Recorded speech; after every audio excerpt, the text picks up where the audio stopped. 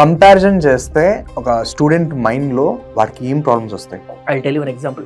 మహాభారతం ఉంది. Mahabharatam original name అనేది జయ. So జయకి విజయకి డిఫరెన్స్ ఏంటి? విజయ is when you win over others. జయం అంటే విన్నింగ్ యువర్ సెల్ఫ్, అంటే మనకు మన కాంపిటీషన్ అన్నమాట. వీ హావ్ టు అండర్స్టాండ్, ఒక స్టూడెంట్ కి if we set A competition, వీడిని బీట్ చేయాలి నువ్వు అని చెప్పి, ఆ టైం అంతా వాడు ఏం ఆలోచిస్తున్నాడు?